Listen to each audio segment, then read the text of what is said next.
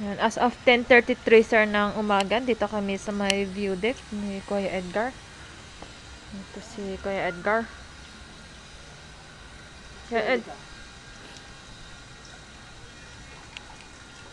Dito kasi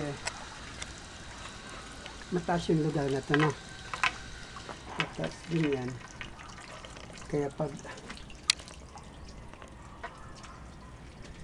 nag-iipon yung tubig, so kailangan natin magkaroon ng manhole dito. Manhole? O butas papunta dito. Tapos lulusot papunta dyan. Oo. Ngayon, kung gusto niya naman pasimento to, itong ibabaw na to, bubuhahin na natin yung mga mga bikat. Kasi dyan titigil yung mga tubig. Sisementohin din. So kita mo, mataas yung clavy niya. No? Lahat ng tubig kasi pupunta dito. Oo. Ayun o.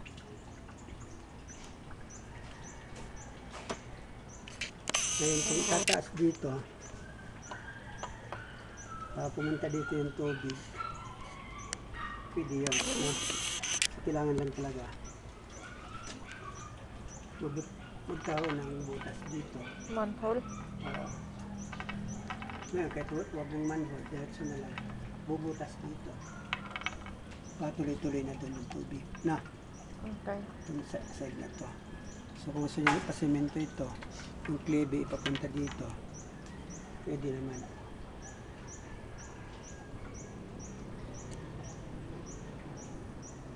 Kasi dapat hanggang dito ang pan.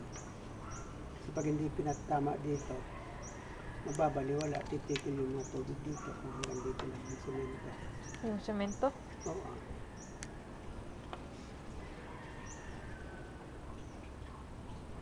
So isisemento ito ng paganyan, pupunta dito ang klebe.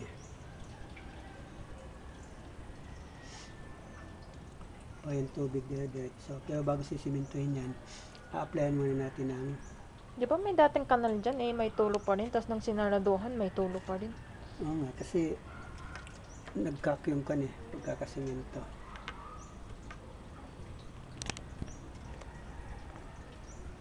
Yan o, nasa ilalim nito ang kanyan Kaya nga. yung open canal. Kaya lang yan o, nag-crack, lumitaw.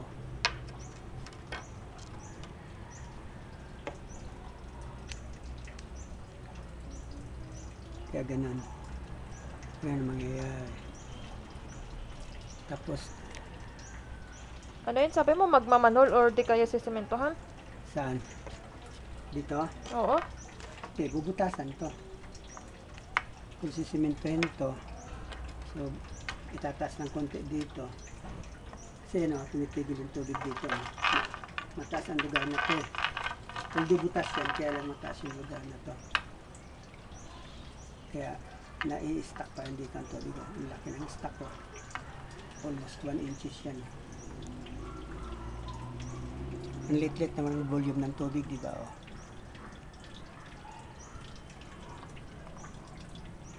So, ito lang ang bubutasan lugar na to. Pag malalim yung lugar. So, bubutasan to para dumiretso ang tubig doon. So, ito lang ang sisimentohin natin.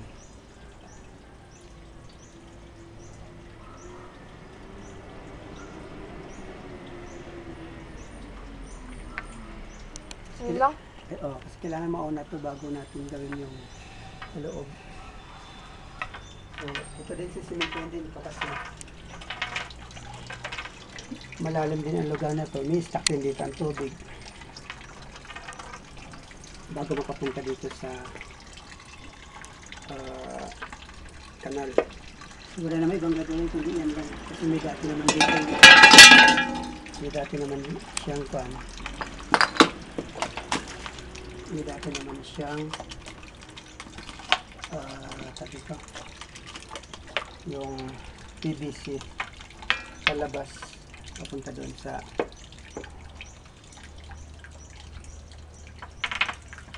ang nilagay kasi nila dati itong diono na tubo.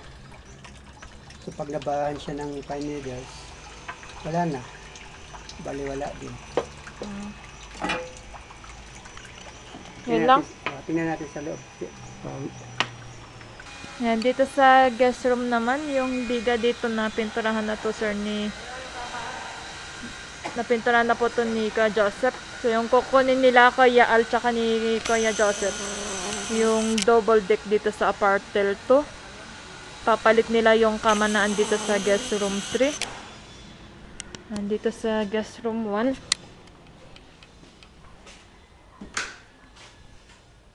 Ano? Ayan. So, itong cabinet, pili ng pinturan, pili ng aircare, no? Mahuli na lang ito para pag blood test tayo, makikita kung mayroon pa siyang tawag nito, leakage.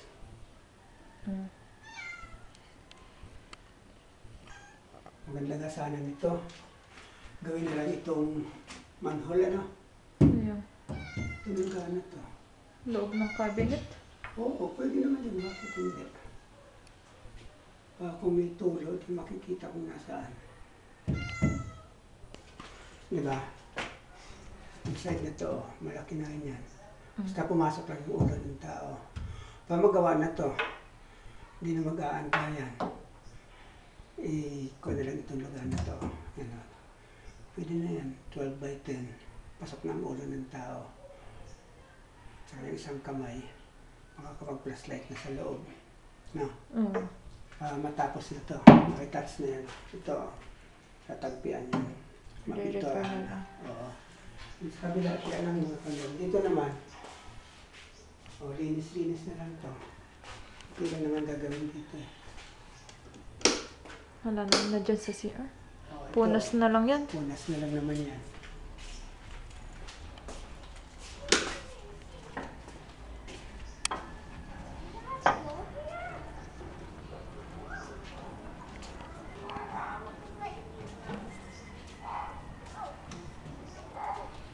Nandito sa gas room 2. So, gano'n na siya. Gawin na lang itong manhole, no? Okay. For every time may leakage, may pagsisilipan. Kahit ito maliit na ito. Kung hindi naman, i-fix na to, lakihan na yung manhole dito, no? Ibig sabihin makakapasok yung kwan. Makakapasok yung ulo ng tao. Makikita niya yung mga leakage sa loob. Tapos yun po sa dulo. Doon sa ilalim po yan. No? Yung laging nabubulok. Ayun dyan. Oo. Ayan. Wala kasing kwan tayo dito sa kabila eh. Walang, itong Medyo agwa.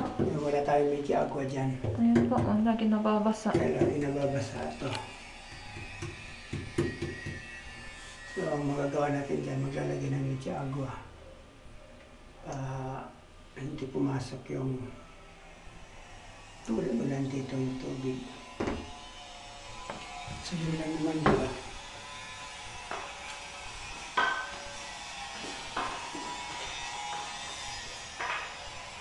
Ito yung mga gamot lagi. Yung? Sa labas ang gamot nito eh. Kaya, lagi nababasa. Oo, dati nang pinalitan to hanggang dito, di ba?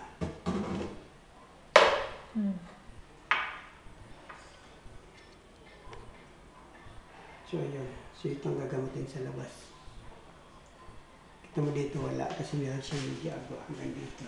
Yung mula dito, mula niya dito, wala na kaya gumagapang na yung tubig dito, no? Kaya natin sa labas siya. Ano na sa medyo agwa.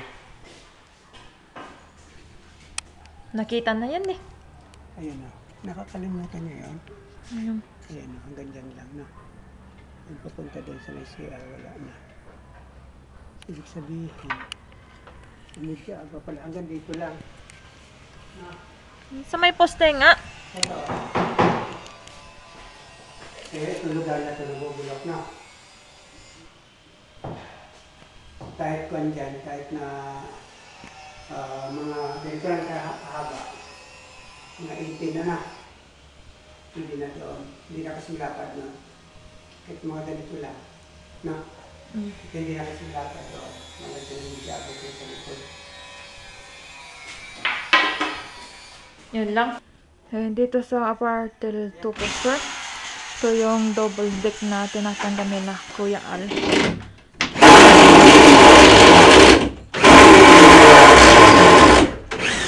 Sila ni Kuya Joseph.